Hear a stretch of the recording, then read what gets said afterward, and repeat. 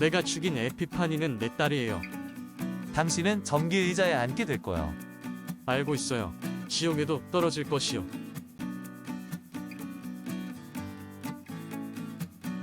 오늘의 늙기 전에 꼭 봐야 할 영화 119는 로튼 토마토의 에로 영화 탑 200에서 47위를 차지한 숨겨진 사탄과의 거래, 엔젤 하트입니다.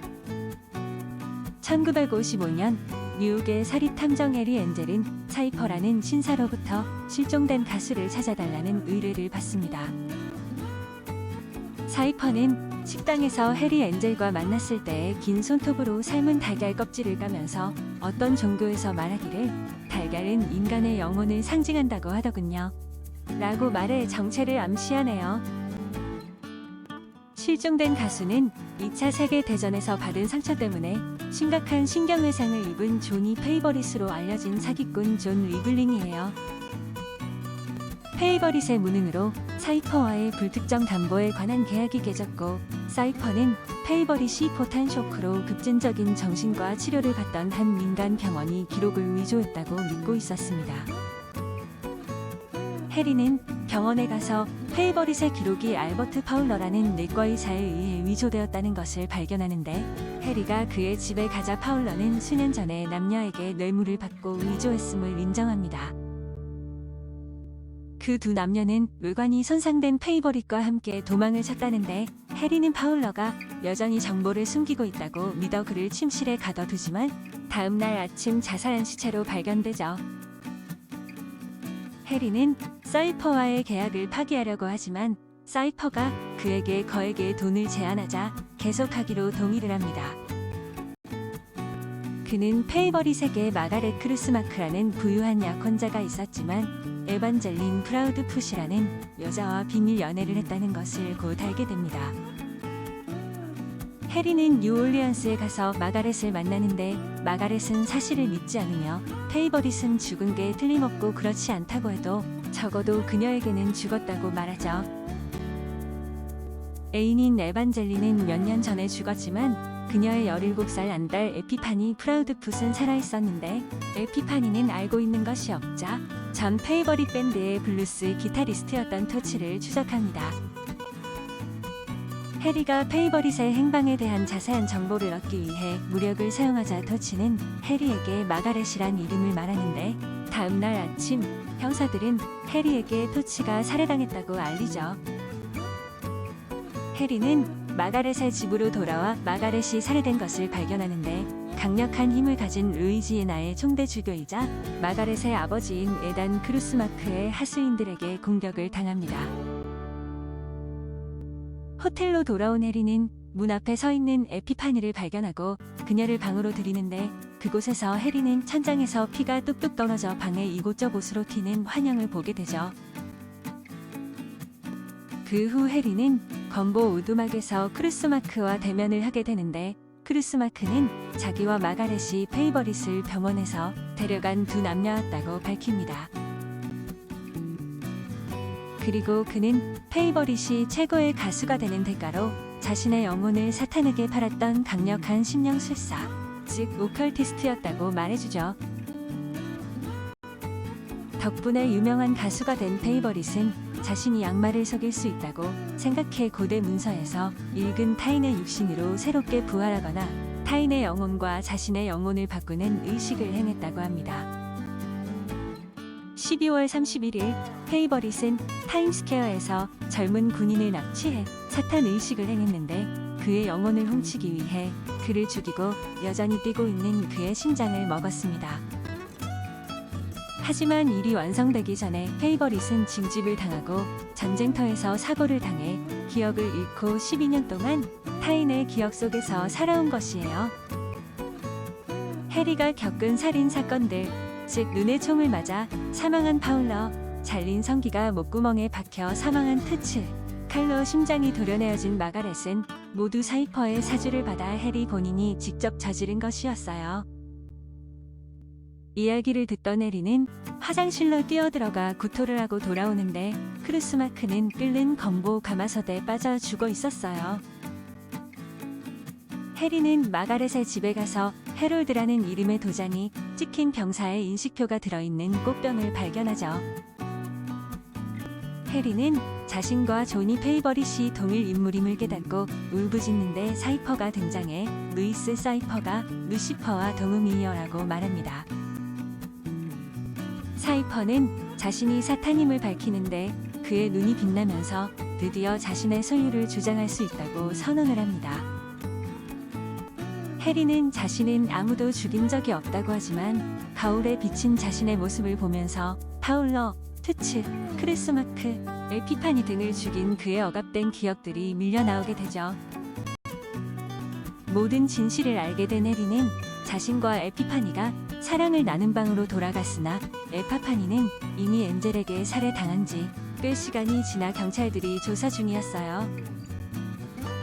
경찰관이 에피파니의 어린 아들을 안고 방에 들어오자 해리는 눈물을 흘리며 얼빠진 표정으로 에피파니가 자신의 딸이라는 것을 담담하게 말하죠.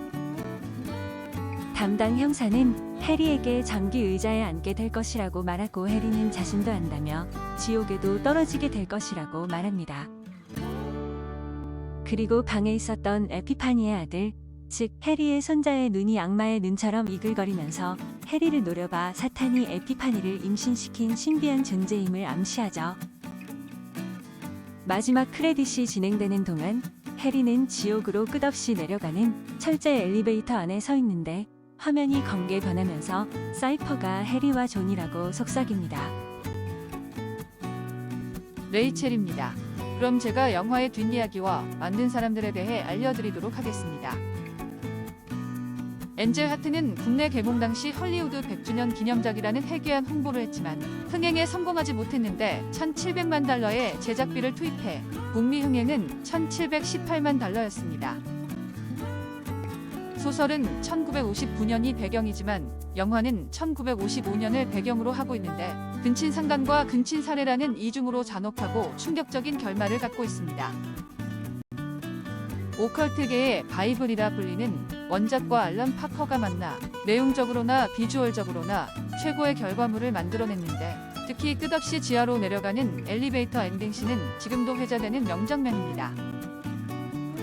한 시대를 풍미했던 섹시 신벌 미키 루크의 얼굴이 망가지기 전의 모습을 볼 수 있고 로버트 드 니로의 악마 연기도 호평을 받았습니다.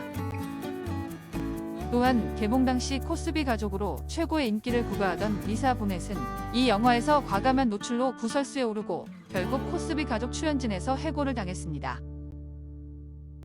상당히 과격한 폭력의 섹스 묘사로 논란이 많았는데 R등급을 받기 위해 일부 장면을 삭제 후 개봉되었고 나중에 무삭제 버전이 X등급으로 출시되었습니다.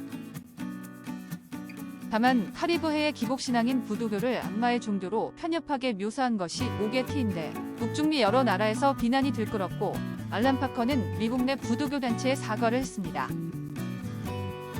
한국에서는 잔혹성을 문제 삼아 1년 동안 수입이 보류되었다가 1989년 8월에 일부 장면을 삭제하고 개봉해 서울 관객 10만 7천 명을 기록했으며 박찬욱의 올드보이가 이 영화의 여러 부분을 오마주했습니다.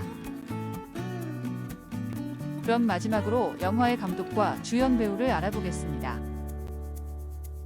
감독인 앨런 파커는 1944년 영국 런던에서 출생했는데 60년대 후반 광고 대행사 카피라이터와 CF 감독으로 일하다 친구인 데이비드 퍼트넴의 권유로 영화계에 입문했습니다. 각본을 쓴 작은 사랑의 멜로디가 상업적인 성공을 거두고 1975년에 감독한 TV 영화가 영국 아카데미상을 수상하자 앨런 파커는 자신감을 얻어 1976년 벅시 말론으로 감독에 데뷔했습니다.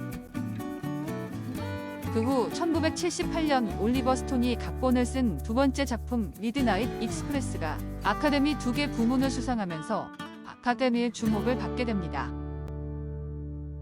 이후 스타를 꿈꾸는 젊은이들의 이야기를 그린페인과 핑크 플로이드의 벽 등의 음악 영화를 만들었고 칸 영화제 대상을 받은 반전 영화 버디와 컬트 영화 엔젤 하트, 인종 갈등을 다룬 미시시피 버닝 등 다양한 장르의 영화를 연출했습니다.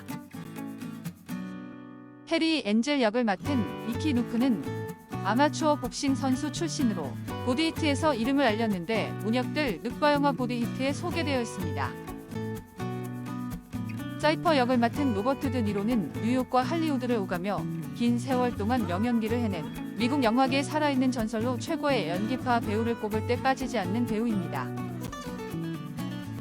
택시 드라이버, 레이징 불을 비롯한 무수히 많은 명작들에서 훌륭한 연기를 보여줬는데 마틴 스콜세지의 페르소나이자 뉴욕파의 거두로도 불려 할리우드와 뉴욕이라는 두 개 지역에서 모두 최고로 인정받았습니다.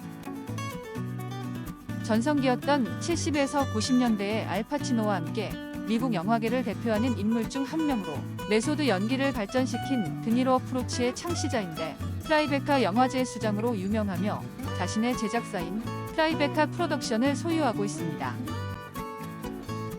에피파니 역의 리사 보넷은 캘리포니아주 샌프란시스코에서 태어났는데 뉴욕과 로스앤젤레스에서 살았고 아버지는 아프리카계 미국인, 어머니는 폴란드와 러시아 출신의 유대인이었습니다.